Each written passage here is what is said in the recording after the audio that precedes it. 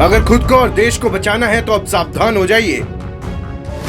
अब हम सबको विराट कोहली की राह पर ही चलना पड़ेगा, क्योंकि हमारे फोन से photo, video, chat, account detail तक चीन पहुंच रही है। जी हाँ, आपने बिल्कुल सही सुना है, और अब आप जो देखेंगे उसे सुनकर चौंक जाएंगे, क्योंकि अब तक फोन से डेटा चोरी होकर चीन पहुंचने का जो शक था वो अब यकीन में बदल चुका है।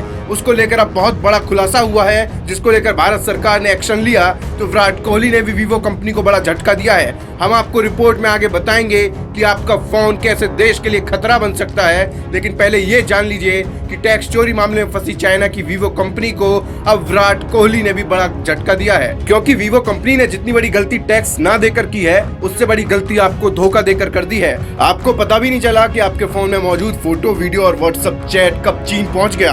हम आपको इस खतरनाक साजिश के बारे में हर बात बताएं, उससे पहले विराट कोहली के उस फैसले के बारे में जान लीजिए जिसने पूरे देश का दिल जीत लिया।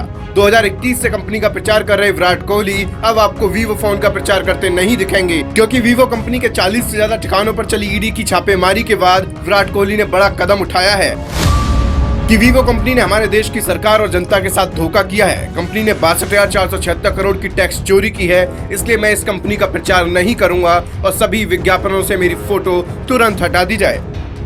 विराट कोहली के इस ऐलान से चीनी कंपनी को बड़ा झटका लगा है। हो सकता है कि हिंदुस्तान से इस चीनी कंपनी का बोरिया बिस्तर समेटा जाए, लेकिन बात सिर्फ टैक्स चोरी की नहीं है, बल्कि इस कंपनी ने IMEI नंबर के नाम पर एक बहुत बड़ा घोटाला भी किया है। इसने एक ही IMEI नंबर पर 1300 फोन बेच दिए, जबकि नियम ये कहता है कि कोई भी कंपनी एक IMEI नंबर पर एक ही फोन बेच सकती है, जिसके बारे में आपको विस्तार से बताते हैं। दरअसल हर फोन की बैटरी के ठीक नीचे एक ये नंबर होता है जिसे कहते हैं हम IMEI। IMEI का पूरा नाम इंटरनेशनल मोबाइल इक्विपमेंट आइडेंटिटी है। ये ठीक उस तरह है जिस तरह भारत में आधार कार्ड का यूनिक नंबर होता है।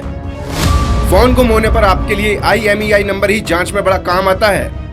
ऐसे में वीवो कंपनी ने अगर एक IMEI नंबर पर 1300 फोन बेच दिए तो ये बड़ा खतरा है, क्योंकि अगर एक ही IMEI नंबर पर कई फोन बनेंगे तो मोबाइल चोरी होने के बाद जांच के लिए पुलिस को सारे फोन का डेटा देखना होगा। यही वजह है कि अपराधी ऐसे फोन की तलाश में रहते हैं जिनका IMEI नंबर एक हो, ताकि पुलिस उन्हें आसानी से न पकड़ पाए। अब सवाल ये उठने लगा है कि क्या वीवो कंपनी ने टैक्स चोरी के अलावा भारत में अपराध को भी बढ़ावा दिया है? इसका जवाब आपको बताएंगे, लेकिन पहले आपके लिए ये भी जानना जरूरी है कि कैसे चीनी कंपनियां सिर्फ टैक्स का पैसा ही नहीं चुरा रही, बल्कि लोगों की गोपनीय जानकारी भी जुटा रही हैं।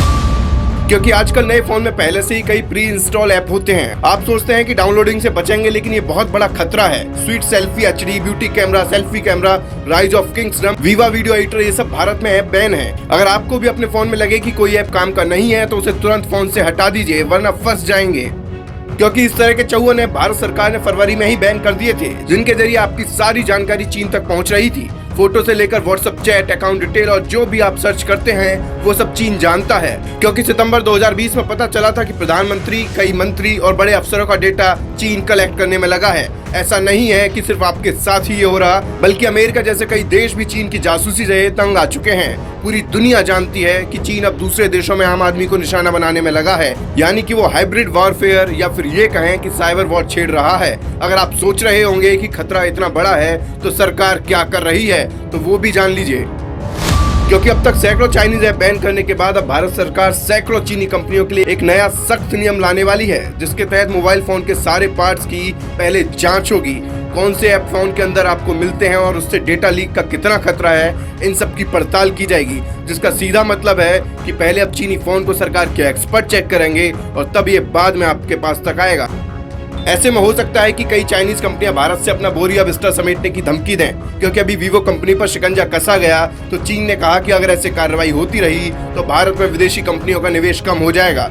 लेकिन मोदी सरकार ये भी अच्छे से जानती है कि पहले देश की सुरक्षा जरूरी है। जब देश सुरक्षित होगा तो बिजनेस भी आगे बढ़ेगा। लेकिन अब सरकार के साथ आपकी भी जिम्मेदारी बढ़ गई है और अब आपको भी ऐसी कंपनियों के खिलाफ आगे आना पड़ेगा, क्योंकि हजारों करोड़ की टैक्स चोरी का पैसा इस कंपनी ने चाइना भेज दिया। ऐसी ही तमाम वजह है कि PM मोदी से लेकर पूरी सरकार भी चाहती है कि स्वदेशी उत्पादों पर ही ध्यान दिया जाए। अब फैसला हमें और आपको करना है कि देश को सुरक्षित रखने के साथ ही आगे कैसे बढ़ाया जाए। आप ऐसी चीनी कंपनी और मेड इन इंडिया की तरफ बढ़ते देश के कदम को लेकर क्या सोचते हैं? अपनी राय कमेंट बॉक्स में हमें जरूर बताएं और साथ ही इस वीडियो को ज्यादा से ज्यादा शेयर कर हर देशवासी को चीन की चाल से सावधान करें। ब्यूरो रिपोर्ट, बोल बेधड़क।